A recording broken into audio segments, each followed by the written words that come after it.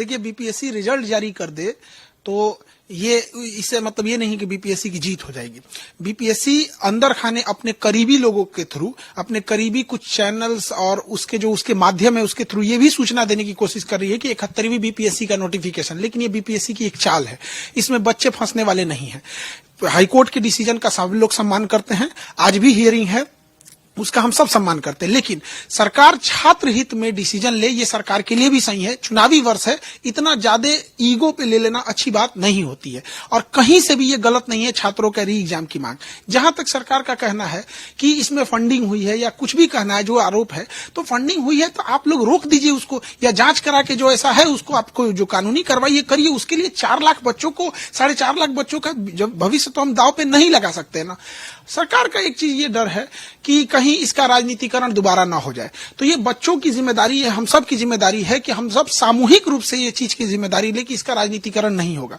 क्योंकि कई बार चीजें जब राजनीतिकरण हो जाती है तो राजनेता लोग को क्या है कि फिर वो अपनी राजनीति में लग जाते हैं और भुगतना पड़ता है छात्रों को।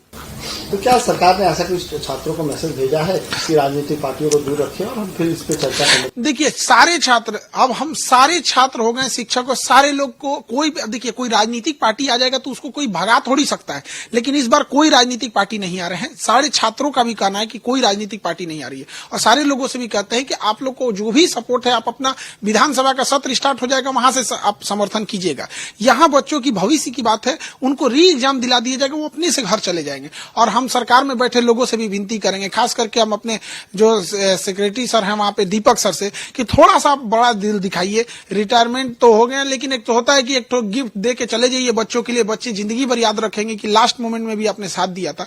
कई बार क्या होता है कि उन लोग को ये डर होता है कि कहीं राजनीतिक एंट्री दोबारा ना हो जाए, तो इस बार दोबारा राजनीतिक एंट्री नहीं होगी। लेकिन ये 110% हमको बता रहे हैं कि इसमें बहुत बड़ी धांधली हुई है और ये चुनावी वर्ष है। अगर वो री एग्जाम करा देंगे तो इनका उनको फायदा भी होगा, और अगर री एग्जाम नहीं कराएंगे तो इसका बहुत बड़ा नुकसान भी हो जाएगा, क्योंकि फिर ये बच्चों को लग जाएगा ना कि फिर हमारे साथ तो डिक्टेटरशिप टाइप का हो रहा है। तो इसमें जरूरी है, थोड़ा दीपक सर से पर्सनल रिक्वेस्ट भी करते हैं, हाथ जोड़ते हैं कि आप बच्चों के लिए काम कर दीजिए। हम लोग पर्सनल व्यक्तिगत रूप से थोड़ी मांग रहे हैं, हम लोग को क्या ही मिलेगा, लेकिन किसी के घर में दिया जल जाएगा तो वही है दीपक सर हैं, दीपक जला दे किसी घर का और री एग्जाम करा दे, सारे बच्चे खुशी खुशी लौट जाएंगे। लेकिन बोर्ड तो लगातार जिस तरीके से प्रेस कॉन्फ्रेंस में रिजल्ट जारी हुआ उसने बताया, डेटा भी दिया कि कैसे जो लड़के आंदोलन कर रहे हैं या जिन पर केस हुआ है, कोई क्वालिफाई नहीं किया है, नेगेटिव मार्किंग आई है, और जो पास करने वाले बच्चे हैं वो कहाँ धरना पे हैं, जो पढ़ने वाले हैं वो तो पढ़ रहे हैं।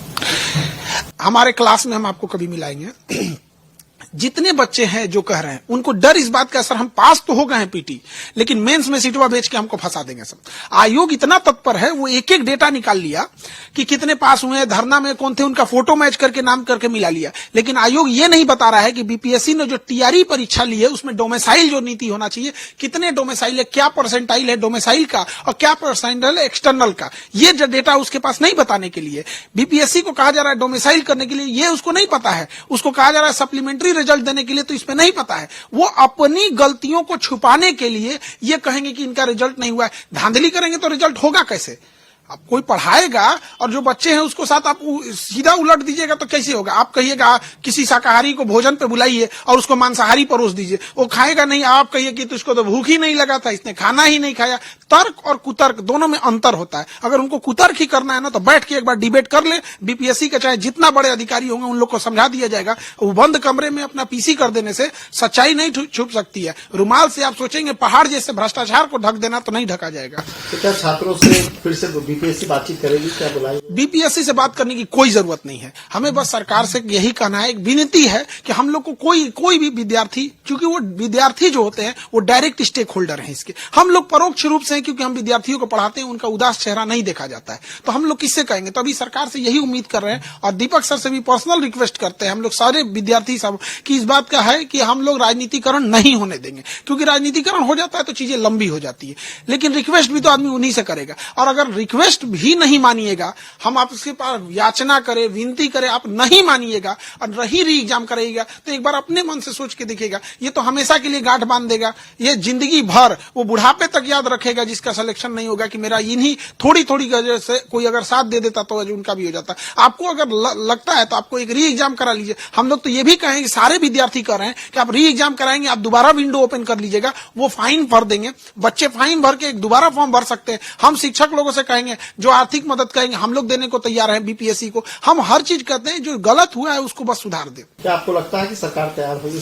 सरकार तैयार हो जाएगी, बस उसको डर इस बात का है कि कहीं राजनीतिकरण ना हो जाए। हम बच्चों से भी रिक्वेस्ट करते हैं कि इस बार हम लोग को हारना नहीं है। कितनी लंबी आखिर लड़ाई लड़ेंगे लोग? हम लोग कोई आंदोलन करने के लिए थोड़ी हुआ, किसी को कोई एक्सपीरियंस थोड़ी है। बेचारा कोई बच्चा भूखा है, कभी खाना मिल गया तो मिल गया, नहीं तो भूखे पेट मच्छर काट रहा है, गर्दनी बाग में बैठ रहा है। उसका सोचिए, अगर धांधली हुआ रहता, अगर गलत बात रहता तो इतना लंबा ये प्रोटेस्ट नहीं खींचता। तो क्या सरकार तक आप लोग पहुंचे हैं या पहुंचे? बच्चों की मेहनत रंग लाई है। हम लोगों ने अपने 80% तक अपनी भागीदारी में हम लोगों ने, जो बच्चों का मुहिम है ये व्यर्थ नहीं गया है, बहुत करीब है। बस राजनीतिकरण ना हो, और हम लोग पूरी कोशिश कर रहे हैं, सारे बच्चे लगे हुए हैं कि री एग्जाम कराया जाए। हाईकोर्ट का भी फैसला, क्योंकि देखिए सरकार जो है, अगर सरकार सबूत रख देती है तो जीत हम लोग की हो जाएगी। तो बस सरकार से यही कहना है कि आप बच्चों के लिए ठीक है, आप हाईकोर्ट के मत्थे फेंक के साइड हो जाइए।